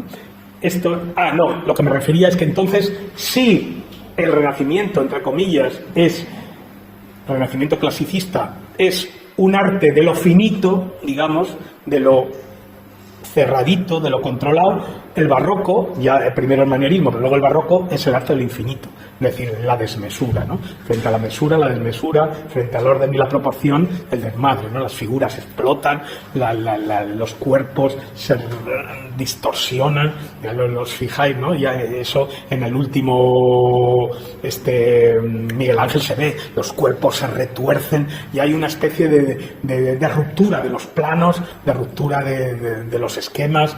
O sea, Alberti, que lo hace todo así en plan griego, en plan romano, tal, ya salta completamente con los nuestros, con Pacheco, con estos tratadistas del arte barroco, ya eso se rompe, ¿no? Es decir, la categoría fundamental del barroco es el infinito en sus diferentes formas. Y Gerhard la retoma en tres claves: la liberación de la forma, que es lo que él llama Endformheit, la sustancialidad y la idea de potencia, ¿no? Lo que pasa es que ellos tienen una interpretación hegeliana, curiosamente, de Spinoza, cuando vienen a decir que Spinoza es un filósofo de la totalidad y que no tiene en cuenta los individuos. Y claro, justamente, digamos, las interpretaciones, bueno, al menos las que nos movíamos nosotros en los años 70, era todo lo contrario, es decir, que lo que le importaba a Spinoza eran nosotros, es decir, los modos finitos, y que luego todo el tinglao de la sustancia es una especie de construcción, digamos, ontológica para justificar, fundamentar y dar sostén y apoyo óntico y ontológico a lo único existente realmente, que somos los modos finitos. Entonces, claro, ellos tienen una interpretación hegeliana de Spinoza, dice no, lo importante es la totalidad y lo finito, o sea, lo importante es lo infinito, y lo finito pues no tiene una definición. Yo creo que es una interpretación que no es correcta en ese sentido, ¿no? Yo ahí partía más de que lo que le interesaba a Spinoza, que ahí, como buen filósofo, como toda la línea decente filosófica es no platónica, sino aristotélica, pues entonces él da mucha importancia al individuo. Entonces, claro, que la totalidad es el fundamento, pero el fundamento óntico, el fundamento epistémico incluso, pero lo que a él realmente le interesa es el individuo concreto, el individuo nosotros, es decir, el modo finito hecho de alma y cuerpo, ¿no? Pero entendiendo el alma como la idea del cuerpo, ¿no? O sea, en ese sentido. Y lo de la pérdida de la forma, pues pasa lo mismo, ¿no? Y hay una especie de... No es romper con la forma. Y la idea de potencia, sí, la idea de potencia, es decir, esa idea que yo creo que sí es tan Spinoza, ¿no? Que le conecta con esa línea de pensadores inmanentistas, donde está el Cusano, Nicolás de Cusa, de Cues, y está Giordano Bruno. Es decir, él está en esa línea que le viene por otro lado por algunas lecturas, por unas tradiciones esotéricas, judaicas, de León Hebreo, por ejemplo, el neoplatonismo judaizante, la importancia del amor como lo que liga todo. Es decir, hay una especie de una visión, ¿cómo llamar?, emergentista, emanatista de la materia, que la materia está viva, ¿no? Esa tradición tan maravillosa que ha leído, que ha defendido este blog en la Avicena o la izquierda aristotélica, donde mete también Spinoza, que es esa línea aristotélica que empieza en Simplicio, y que llega a través de algunos de los medievales, Frigerio de Brabant y tal, los 2 o 3 materialistas que hubo en la Edad Media, porque había muy poquitos, y luego entra en toda la línea esa de los médicos filósofos renacentistas, de los cuales había muchos españoles, por cierto, judíos, los judaizantes, claro, y que luego entronca con Cues y con Bruno. Entonces, esa idea de que la materia está animada, o sea, no esa idea dual platónica de que aquí está la materia, aquí está el espíritu, y que el espíritu se mete en la materia y que la materia sin espíritu no es nada, no, sino al contrario, la idea de a mí me gusta mucho, ¿no?, lo de las semillas, una especie de que en la materia hay semillas de espíritu que, igual que en la Tierra, que están esperando el agua para salir. Es decir, que la propia materia no necesita nada exterior, sino que lleva en sí misma, ínsita, ¿no?, esa palabra tan bonita, como semillas de... Cues las llamaba como centellas, ¿no?, como llamitas, ¿no?, llamitas de espíritu dentro de la materia. Entonces, la propia materia está organizada. Eso quien lo llevó al paroxismo fue Leibniz al final. La idea de que el alma, todos tienen alma, ¿no?, un poco más tonta, uno es más tonta, esto tiene un alma, pero más tonta que la nuestra. Luego llegan los animales, luego nosotros, es decir, hay una especie de gradación, pero todo está vivo, todo está animado, ¿no? Entonces, eso sí, yo creo que es una relectura energetista, vitalista, si queréis, de Aristóteles, o al menos del Aristóteles, ya digo, de la izquierda aristotélica, de ese Aristóteles no dualista que da importancia a la materia. Una materia, digamos, como preñada de posibilidades y que se va desarrollando poco a poco sin necesidad de una acción exterior, ¿no? Entonces, eso sí, eso está en el conatus y eso está en la idea de totalidad y la idea de sustancialidad. La discusión es claramente la tensión entre el individuo y la totalidad, el modo finito y la sustancia. Que ahí yo creo que Gebhard utiliza una concepción mucho más, digamos, mucho más hegeliana, mucho más poniendo el acento en la sustancia más que en los individuos. Yo creo que ahí y que considera al contrario que la definición, que el individuo es una determinación negativa, cuando dice toda determinatio, toda negatio es toda determinación del individuo es una negación, pero yo creo que lo interpretan demasiado hegelianamente, que en realidad es que el individuo está determinado, lo que pasa es que, claro, no es un individuo autónomo completamente, sino que su fundamento es la sustancia, pero que su fundamento sea la sustancia no significa que sea... y que sea una parte de la sustancia no significa que no sea autónomo. Aquí hay un problema, claro, de interpretar la sustancia como la natura naturata, es decir, el conjunto de modos, o la sustancia como la natura naturans, noción completamente bruniana, cusiana, ¿no?, que es el aspecto creativo de la naturaleza. Si se fijan, es el participio presente, naturans, y en el otro el participio pasado, naturata. Es decir, en un caso es la creación, bueno, si queremos utilizar la palabra esa, en Spinoza no tiene sentido, como cosas creadas o lo que hace la cosa, pero desde dentro, no hay una creación desde fuera, porque estos son todos emanatistas, son en ese sentido, son neoplatónicos, es decir, hay una especie de cadena del ser, no hay aquí Dios, o sea, no en la idea clásica, hay un espíritu que estaba por allí encima de las aguas, de repente crea y entonces crea un mundo, en fin, toda esa idea de que el origen es el Dios, luego sale el mundo, luego hay una recuperación del mundo, no, hay una especie de que solo hay una cosa, que es el mundo, pero que claro, hay dos aspectos, uno, naturato, es decir, como producto, y como naturans, como creador de sí mismo. Entonces hay ahí esa dualidad, y siempre, claro, la sustancia spinosiana queda con esa visión. ¿Qué es? ¿Dónde ponemos el acento? ¿En el aspecto naturans? Es decir, ¿es la sustancia lo primero y lo demás es su producto? ¿O en el elemento naturato, es decir, lo que hay es la pluralidad y la sustancia es, digamos, su sustrato óntico, ontológico, si lo queremos decir de forma hegeliana, ¿no? O sea, ¿qué es lo fundamental? ¿El conjunto de entes o el ser que es el principio y la causa inmanente, no trascendente, por eso no hay creación, de los entes, de lo naturato? Entonces, esa dualidad, yo creo que, bueno, a mí me gusta más la línea más materialista, más aristotélica, ¿no?, de la izquierda aristotélica, y más que la realidad es el pluralismo de modos finitos y que el otro es la construcción ontológica para explicarlo. Pero claro, ellos no, ellos parten de la tesis al contrario, la visión, digamos, en última instancia espiritualista, que el origen es la sustancia, es decir, el elemento creativo, y lo otro es un subproducto, ¿no? Entonces ahí hay esa... Pero claro, hay que tener en cuenta que la noción esta de esencia actuosa, esencia activa, pues recoge más esa idea, que en cada uno de nosotros hay el conatus, es una esencia activa, es decir, hay una especie de nuestra esencia no es una mera característica que nos viene desde fuera, sino es una especie de programa, diríamos ahora, un programa de actuación que se puede ejecutar. Entonces somos más una esencia actuosa, una demanda, un elemento activo, ¿no? Y ese es el conatus. El conatus es justamente el impulso, no tanto en un sentido de inercia, leyendo muy literalmente a Galileo, sino al contrario, en un sentido de, como luego lo hará Deleuze, de devenir, o sea, de desarrollo de las potencialidades intrínsecas.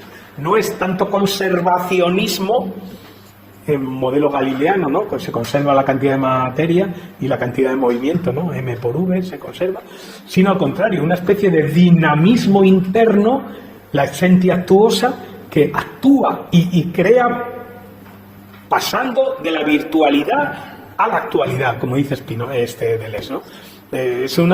Nuestras virtualidades son reales, lo que pasa es que no están desarrolladas. Entonces eso se actualiza desarrollándolo, pero ya está, a nivel ontológico está, ¿no?, la esencia. Pero es una esencia actuosa que tiene que desarrollarse, ¿no? Entonces ahí está, yo creo, esas dos interpretaciones. Ansaldi, por otra parte, tiene un libro muy bonito sobre Spinoza y el barroco, que aprende uno mucho más sobre el barroco español que sobre Spinoza, porque yo creo que ahí juega mal, pero le pasa lo mismo. Es decir, Ansaldi compara a Spinoza con el barroco español, con Quevedo y con Gracián, en tres nociones claves: infinito, deseo y multitud. Es decir, el nivel ontológico, el nivel antropológico y el nivel político. Pero claro, ahí volvemos a encontrar lo mismo, ¿no? Porque claro, la noción de infinito que tanto Quevedo como Gracián tienen es una noción de infinito que es la noción de infinito, el Dios cristiano, vamos, es el Dios creador, el Padre, y además el Dios, sobre todo en el lado de Quevedo, cuando se levantaba ahí con la pata conservadora, era tremendo, ¿no?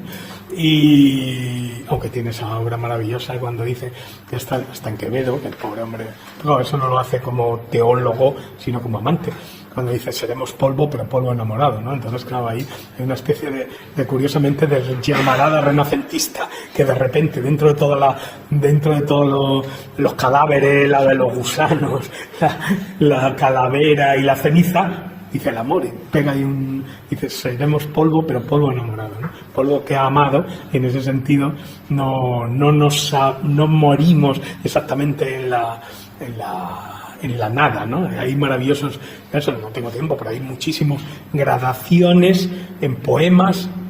Por ejemplo, Inés de esta Sor Juana, que es un monstruo, bueno, Sor Juana es un auténtico cerebro, pues tiene varios versos de esos de gradación en que empiezas y al final acabas en la nada.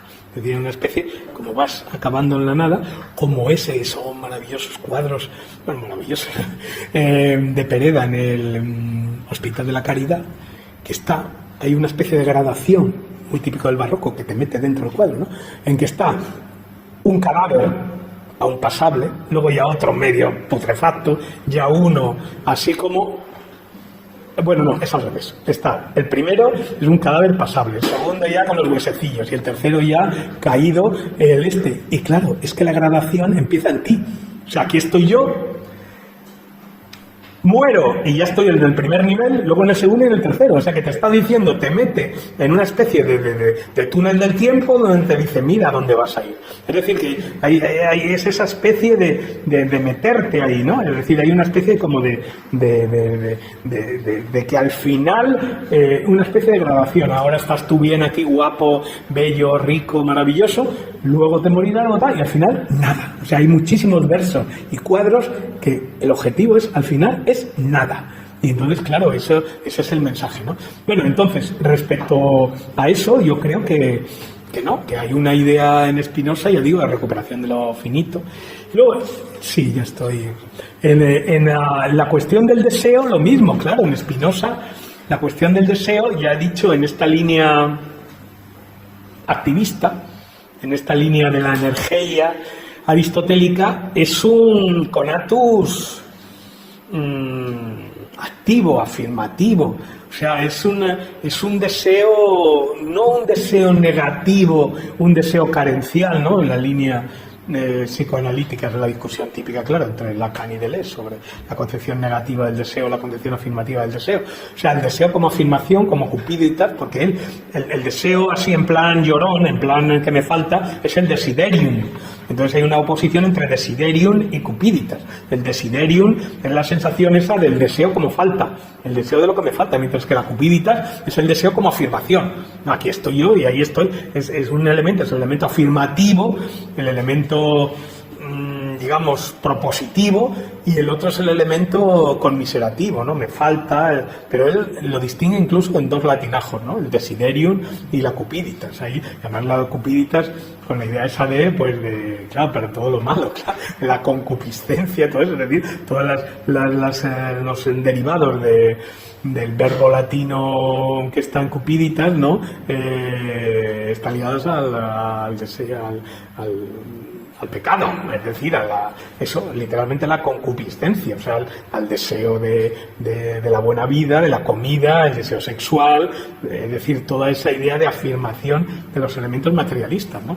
Mientras que el desiderium siempre está en la línea más barroca del ser doliente, el ser que le falta, el ser llorón, el ser que no tiene consistencia ontológica, el ser que necesita el auxilio divino para salvarse, pero también para conocer, también para ser bueno, es decir, todo ese punto, ¿no? Ahí. Y luego la cuestión de la multitud, pues claro, obviamente, y eso es el trabajo que estoy haciendo, el republicanismo frente al absolutismo. Es decir, que hoy hay una especie de construcción del absolutismo, de la cultura barroca, en que ya se empiezan a consolidar los estados. Dense cuenta que el estado moderno nace, y en eso también se la marca España. Es que nosotros hemos hecho cosas muy buenas. Me parece que, claro, como eso se lo apropió todo el franquismo, pues claro, tiene muy mala fama, ¿no? Pero claro, es que el primer estado moderno que existe es el español. ¿Qué le vamos a hacer? El primer ejército fue el que hizo el Gran Capitán. Es que, por cierto, el Gran Capitán, otro... que eso nos lo explicó Moreno Pestaña el otro día llevándonos. Detrás porque es que el monasterio de San Jerónimo, como decía un párroco muy bruto en Trujillo, hablando de la Virgen, decía el pobre, dice, la Virgen es como el cerdo, se aprovecha todo. Bueno, pues el monasterio de San Jerónimo es como el cerdo y la Virgen, le dice, aprovecha todo. Por dentro es maravilloso, pero por fuera es espectacular también, porque tiene unos escudos. Ese fue el que hizo la mujer del Gran Capitán para homenaje de su marido. Y están los dos puestos ahí orantes en el altar mayor. Pero fuera están los escudos de Fernando de Córdoba, y al final, en tope, está puesto el escudo, un escudo monstruoso de 4 metros, con los angelotes típicos, esos sufriendo, soportando el escudo, y dos figuras maravillosas, que yo no las conocía, nos las enseñó Moreno Pestaña el otro día, que eran Fortitudo y Industria. Entonces yo le decía a Moreno, digo, mira, claro, ahí está lo que dice Castro. Los españoles hemos cogido la línea de la Fortitudo y la de la industria la hemos dejado por miedo a que nos confundieran con los judíos. Pero ahí está. Es decir, el rey, el fundador del ejército moderno, que es el gran capitán, primero en Granada, en la guerra de Granada, y luego en Italia, los famosos tercios y todo este rollo, ¿no? Pues Fortitudo, pero industria. Es decir, hay que ser caballero, obviamente, valeroso, pero al mismo tiempo tener mañas, es decir, Maquiavelo. Y ahí el otro gran maquiaveliano es Fernando el Católico, claro, el gran rey, una maravilla, el mejor rey que han tenido los catalanes y el que desprecian porque era castellano. Esas son las cosas, ¿no? Y si fijáis a los catalanes, Fernando les parece, no, pues es el mejor rey que han tenido, o sea que, por cierto, siempre en lucha con el condado, ¿no? O sea, vamos, con Cataluña, los problemas ya de su padre, de todo, de Juan II estuvo toda la vida luchando con los catalanes y Fernando toda la vida luchando con los catalanes. Y además el pobrecillo, incluso cuando era niño pequeño con la mujer, con su madre, le rodearon los catalanes y estuvo a punto de morirse. O sea, con lo cual el tío con los catalanes se llevaba bastante mal y los catalanes lo devuelven odiándole a Fernando, que ha sido uno de los mejores reyes, no ya de Cataluña o de Aragón, no ya de España, sino casi es el rey, el príncipe renacentista. Bueno, prueba de eso es que Maquiavelo, los dos modelos son Borgia, los dos españoles, porque, bueno, Borgia valenciano, Borgia y el rey Fernando el Católico. Son los dos príncipes renacentistas según Maquiavelo, o sea, el fundador de este modelo. No, lo que iba, lo del ejército pero claro, la visión barroca, y en Saavedra yo lo estoy viendo y se ve en estos, ¿no? Se ve en Gracián, se ve en Quevedo, es una versión del monarca. Es decir, un monarca divino, un monarca paternal, pero un monarca. Es decir, y en cambio Spinoza, él, como lo escribe, yo soy un súbdito muy leal de la República holandesa, soy republicano. Es decir, y pero a eso le cuesta casi la puñala. Cuando matan a los hermanos Bid, sale uno que sale, pone un panfleto que dice último barbarón y le metieron una puñalada. Entonces quiero decir que su compromiso republicano le llevó casi a la muerte, ¿no? Es decir, claro, ahí hay una contraposición, porque ahí, mientras que el barroco español es un barroco ligado al espíritu, a la monarquía absoluta, aunque ya lo del absolutismo, claro, en Felipe IV, luego ya en Carlos II quedó grotesco, pero incluso en Felipe IV, aunque era el rey planeta, era el rey sol, porque el sol es el cuarto planeta en la estructura de las esferas, ¿no? Pues le llamaban el rey planeta, pero en realidad era el rey sol. Claro, los franceses, como siempre, se quedan con el santo y la limosna, y el rey sol es Luis XIV, no, el rey sol eran los nuestros, que era el rey planeta, pero bueno. Lo importante era que era el rey, es decir, el rey absoluto, mientras que Spinoza fue republicano siempre. Entonces, claro, su noción de multitudo, aunque tenía que ver lo que decía antes, ¿no? Toda esa teoría de la escuela de Salamanca, toda esa idea del derecho del padre Mariana, que luego se lo retomaron mucho los monarcómacos, es una palabra tan bonita, de los protestantes franceses, con la idea del derecho del regicidio, de matar al rey, que rompe el pacto con la religión. Pues, o sea, aunque hay ahí una especie de caldo en que el poder está en el pueblo, pero bueno, no dieron el paso porque seguían siendo monárquicos. La idea, Spinoza tuvo la inmensa suerte de estar en un ámbito republicano en el cual simplemente tenían un pacto con el rey. Bueno, con el rey no tenían rey, con el representante, que en aquel momento era el representante español, el representante al cual precisamente la justificación de la sublevación de Holanda era que había roto el pacto. Habían roto el pacto con las ciudades holandesas y entonces ellos se sublevan defendiendo su pacto. Pero, o sea que por eso ellos reconocían una especie como de jefe del Estado, pero así como a la reina de Inglaterra en Canadá. Es una especie simbólica, pero tienes que respetar nuestros estatutos, y como no lo respetó, pues fue lo que se sublevó, todo el follón con el duque de Alba, todo esto. Pero ahí hay una tradición republicana que es donde Spinoza se encuentra bien, que justamente es lo que desarrolla, lo que analiza, por lo que combate. Se cuenta que era no solo amigo, sino casi embajador. La historia aquella famosa que cuando va a entrevistarse con los franceses, es decir, que fue como un embajador de la República de los regentes holandeses, ¿no? Y él era republicano, claro, entonces eso también chirría enormemente, ¿no? Es una especie, y ahí eso también es muy interesante, como dice Negri, porque es una especie de conexión con el republicanismo humanista italiano, con Maquiavelo, intentando cortocircuitar la monarquía absoluta. Es decir, por eso en ese sentido también él mantiene, digamos, la llamita del republicanismo de corte maquiaveliano en un momento en que hasta la republicana Holanda acababa de dar poder cuasi real al Stadtholder, es decir, al jefe militar, que eran los Orange. Y le empiezan a dar una estabilidad prácticamente de rey, igual que empiezan a medio oficializar a la línea calvinista, gomarista, que eran los integristas, frente a los remontantes, que eran más, digamos, más liberales, más socinianos y más progres, como diríamos nosotros.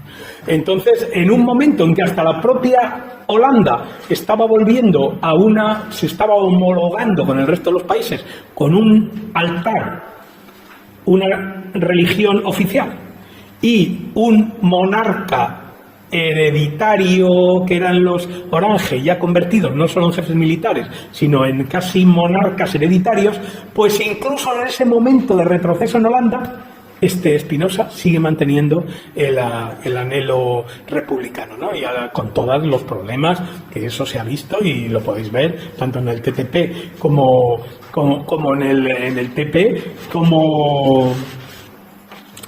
cómo lo defiende y cómo ve los problemas de cómo estoy acabando ya en 2 minutos, ahora leo aquí el último párrafo y ya está, que cómo la oligarquía holandesa de los regentes se había ido cerrando, no se había abierto al pueblo mediante una política de cooptación, por lo tanto se había desequilibrado la cosa, y el clero gomarista junto con los defensores del Stadtholder se habían logrado imponer a los regentes. Porque además, claro, estos iban a la guerra, les interesaba la guerra, y los otros eran pacifistas, el comercio, y que todo el mundo era bueno, y dejar que fuera todo. Y estos no, estos querían una Holanda donde los judíos estuvieran controlados, los ateos perseguidos, es decir, un sitio como Dios manda, como todos los demás, con su rey, su monarquía y tal. Incluso en esa época, Spinoza sigue defendiendo, no, hay que ser republicano y tal, pero dice, pero un republicanismo inteligente, un republicanismo activo, que tenga en cuenta y que no se convierta en una cosa oligárquica como os habéis quedado vosotros. Al final os habéis quedado un grupito pacifista, muy culto, muy pacifista, muy dedicado al comercio, muy avanzado, si queréis, capitalistamente, pero separado de las masas. Digamos, las masas se sublevaron, se cepillaron los hermanos Ubit terroríficamente allí en la calle, y dieron un golpe de estado al Stadtholder, que le dieron el poder ya casi cuasi religioso, cuasi de rey, ¿no? Entonces yo creo que ahí Spinoza también en el sentido político, o sea, no solamente en el sentido religioso, de una religión abierta, una religión que le pregunta a la señora donde él vivía, dice, oye, ¿qué religión necesito para salvarme? La suya, no hay problema, es decir, no discutamos, cualquier cosa vale, si usted lo que tiene que ser sea buena, ya está, déjese pensar, o sea, la teología en ese sentido completamente erasmiano. No vamos a discutir de teología, lo importante es ser bueno, intentar hacer la imitato Christi. Punto. Que usted piense que lo que decíamos, las discusiones que le llevaron a Servet a la hoguera, los 3 divinos, la segunda persona, la tercera persona, que si el Cristo, que si el no Cristo. Usted sea bueno y déjese y se salva. O sea, la religión no tiene problema. La antropología es una antropología renacentista, optimista.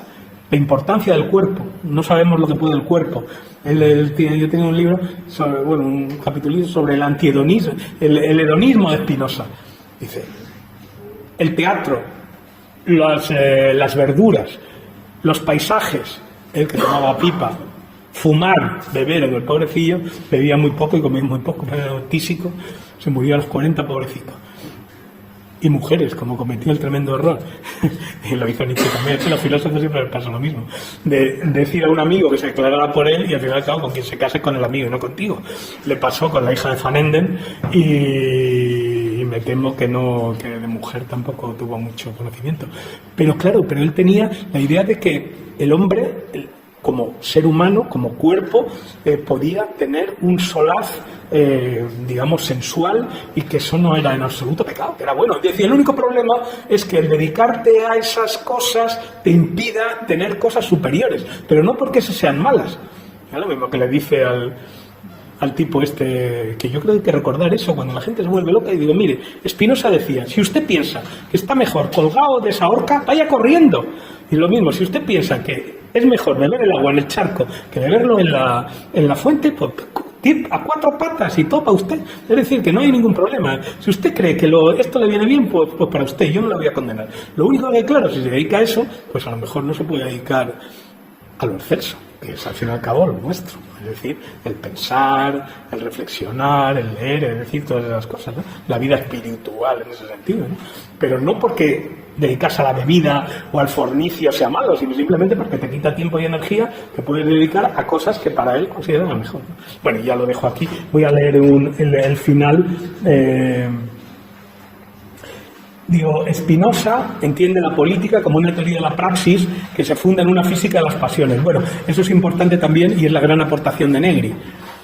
Hasta Negri, por aquí iban los que se dedicaban a Spinoza como un ontólogo, como mucho un epistemólogo en la línea cartesiana, es decir, como un racionalista, como lo explicamos nosotros, Spinoza, el segundo racionalista, ¿no?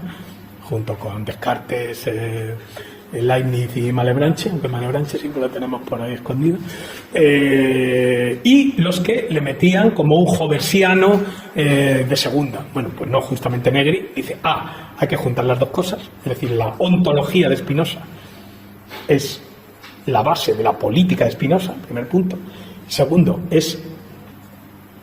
está en la línea hobbesiana, pero con unas diferencias esenciales, como ya saben, sobre la cuestión del derecho natural, sobre la cuestión del contrato, patatín, patatín. Pero bueno, quiero decir que esas dos líneas, Negri. Entonces, claro, eso es lo fundamental. ¿Cuál es la aportación de Spinoza? Que desarrolla una política republicana basada en una antropología de las pasiones y, como última instancia, una idea sustancialista global, con una sustancia entendida como una causalidad inmanentista. Esa es la aportación fundamental. Ligar los dos elementos y las dos interpretaciones que se han hecho de Spinoza. Teoría de la praxis fundada en una física de pasiones. La política, eso es importante también, se da fundamentalmente en el ámbito claro. Ahí también hay otra discusión sobre la política. ¿La política es pasión o es razón? Claro, normalmente la línea clave, la que da lugar luego, por un lado, al liberalismo, por otro lado, al marxismo, es una línea racional en que se basa en intereses y en razón. Y Spinoza, no hay que llegar a Freud para eso, dice, cuidado, que el hombre es un ser pasional también, que el hombre somos constitutivamente, nuestro conatus es un conatus pasional, que esas pasiones las podemos modular haciéndolas pasar de pasiones en el sentido de pasivas a acciones en el sentido de activas, y que eso precisamente es el proceso de liberación, pero pasar de la ignorancia a la sabiduría, de la pasividad a la actividad, de la esclavitud a la libertad, pero que partimos de que somos pasión. Esto significa, en los terceros géneros de conocimiento, es que frente al último Descartes y a los neoplatónicos, no hay para Spinoza la posibilidad de la eliminación ni el control completo de las pasiones. Es decir, el último Descartes, en el Tratado de las Pasiones, y los neoestoicos claramente, dicen, el hombre, hay ignaros y hay sabios. Los sabios controlamos las pasiones y los ignaros, pobrecillos. No, Spinoza, que tiene una gran matriz estoica, pero no coincide con eso, dice, no, cuidado. Y en ese sentido me resuena mucho a Gramsci. Y a la verdad, y es lo que es, ¿no? Primero, nacemos todos pasionales, todos esclavos, todos ignorantes, en el primer género. Ahora bien, podemos llegar al segundo género, y de hecho alguna vez llegamos. O hacemos matemáticas, o aplicamos leyes y tal. Incluso todos los hombres pueden llegar al tercer género, y de hecho llegan. La experiencia estética, la experiencia erótica, la experiencia mística, son momentos de llegar al tercer género. Pero ahí está el realismo, o sea, el realismo-utopismo de Spinoza. Realista. Todos, y eso Gramsci lo dice, vivimos en la ideología, en el primer género. Es decir, en el imaginario, en el tú me dices, yo te oigo, es decir, en la irracionalidad, para entendernos, primer género. Ahora bien, nos podemos esforzar y pasar al segundo. Y luego hay momentos, llamaradas, la cosa erótica, la cosa estética, la cosa mística, de repente vas andando por un campo y de repente, joder, es como si estuviera Dios, digo, joder, es que aquí está, bueno, o Pan, si lo quieres hacer en plan no cristiano. Y digo, joder, aquí te quedas subyugado, ¿no? Pero qué maravilla lo del sublime, ¿no? Que decía Kant. El sublime romántico, ¿no? Los cuadros de Friedrich, o una tormenta en el mar, ¿no? Entonces, eso es el tercer género, ahí hay una especie de salto, pero luego vuelves otra vez, igual que dice Gramsci, vivimos en la ideología, no hay nadie que no sea ideológico. De vez en cuando enseñamos la ciencia, pero luego volvemos o sea, en ese sentido es el realismo. Ahora bien, ¿en qué es utópico Spinoza? En que frente a los neoestoicos que dice hay constitutivamente ignaros y sabios, Spinoza dice no, todos somos ignaros. Lo que pasa, y es la frase que ha contado antes Arce en el final de la Ética, es esto es difícil, porque todo lo excelso es difícil y raro, pero posible. Esa es la diferencia democrática de Spinoza. Para Spinoza todo hombre puede llegar al tercer género del conocimiento y de hecho llega en algún momento de su vida. O sea, no hay esa dicotomía, aquí está el ignaro y aquí está el sabio. Todos somos sabios potencialmente y por lo tanto todos nos tenemos que esforzar para llegar a ser sabios. Mientras que el neoestoico dice, hijo mío, usted es ignaro y no le salva ni Dios. Está ahí condenado a la estupidez. Y en cambio nosotros los sabios, pues entonces esa dicotomía que supone que solo el sabio puede controlar las pasiones, Spinoza no la reconoce. Dice, por un lado más débil, el sabio no puede controlar todas las pasiones y siempre, pero por otro lado es mucho más demócrata y mucho más fuerte. Todo el mundo puede controlar en parte sus pasiones y mejorarse a sí mismo y llegar, lo que dice, conseguir que la mayor parte de su alma sea eterna. Pero eso es un esfuerzo, pero lo podemos hacer todos. O sea, no hay esa separación, salvado, o sea, sabio e ignorante, sino todos podemos ser sabios. Y ya acabando, bueno, lo de Spinoza en su enfoque de la política comparte con Hobbes una especie de individualismo metodológico. En eso sí coincide con Hobbes, ¿no? Lo que pasa es que es más epistemológico que ontológico, porque claro, Hobbes es mucho más, digamos, no tiene esa idea de una sustancia ontológica que unifique y organice a todos los individuos, no es más disperso, deja a los individuos ahí aislados. Y mientras que Spinoza sí, pero los dos son individualistas metodológicos en el sentido de lo importante es el individuo concreto, el modo finito, ¿no? Este enfoque metodológico sitúa en continuidad el análisis político y social con el análisis del resto de la naturaleza, dando lugar a un enfoque claramente naturalista y materialista. Esa es la aportación spinosiana. Claro, el enfoque naturalista y materialista. No hay una discontinuidad radical con la naturaleza. Todos los modos finitos compartimos muchas cosas. Ahora bien, lo que pasa es que nosotros somos modos finitos que podemos desarrollarnos más que otros modos, pero en principio hay una cierta continuidad, ¿no? De hecho, somos animales, somos cuerpo, y en ese sentido todos tenemos las mismas características del cuerpo. Y somos cuerpos vivos, tenemos las mismas características de los animales, ¿no? Pero ahí está esa idea de continuidad, discontinuidad, ¿no? Pero siempre con una línea naturalista, no hay un espíritu que llegue desde fuera, o sea, antidualista, y en ese sentido anticartesiano. Por eso es la aportación, ¿no? Y ya lo último, por otra parte, nuestro autor sigue, bueno, nuestro autor me refiero a sigue a Materone en su crítica del contractualismo spinosiano, dado que esta postura permite una interpretación naturalista de Spinoza y una conciliación entre su política y su ontología. Claro, frente a la idea del contrato, Spinoza, ya sabéis que en el TTP tiene una versión contractualista así como flojucha, y en el tratado político directamente el contrato más o menos lo elimina. Entonces pone la base de la sociedad en la imitatio affecti, o sea, en la imitación de los afectos, etcétera, etcétera. Y al contrato queda un poco como diluido, es decir, sustituye una especie de relación jurídica entre sujetos jurídicos por una relación, entre comillas, física entre fuerzas, que es lo que retoma luego Negri en la idea de multitud, ¿no? O sea, hay una concepción energetista, fisicalista, de la constitución de la política frente a la idea contractualista, en última instancia juridicista, de Hobbes. Es decir, ahí en ese sentido conecta con Maquiavelo, ¿no? Bueno, pues entonces yo concluyo, ya repito, la idea es un paralelismo entre la etapa del barroco y Spinoza y nuestra etapa, la idea de mantener en una época de tribulación, como dice la Biblia, una etapa de tribulatio. Hay una distinción entre tribulación y atribulación, pero bueno, aquí la eliminamos.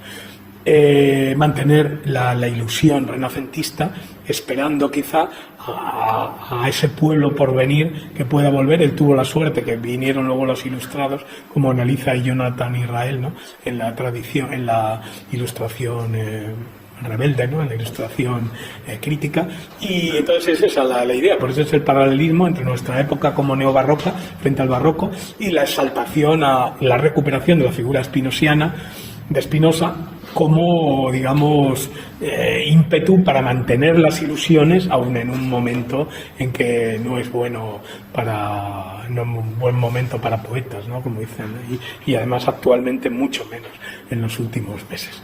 Bueno, pues nada, muchas gracias. Yo os agradezco el que hayáis estado aquí y la invitación a mis amigas a dar esta charla y a este curso que tiene, vamos, que esto es solamente una parte.